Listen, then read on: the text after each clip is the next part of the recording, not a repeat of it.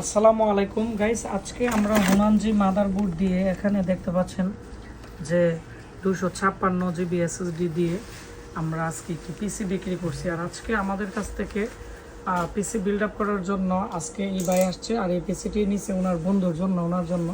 তো আপনি কোন জায়গা থেকে আসছেন এবং কিভাবে আসছেন? কুমিল্লা চান্দিনা থেকে। কুমিল্লা চান্দিনা থেকে আসছেন। তো আপনি তো প্রায় 30-40টার মতো আমার পিসি আমাদের কাছ থেকে নিয়ে বিক্রি করছেন নাকি? আপনার ভাইয়ের বন্ধু যারা আছে তাদের কাছ থেকে। তো এই হচ্ছে আমাদের আজকের পিসি কোর i5 8 জেনারেশন দিয়ে।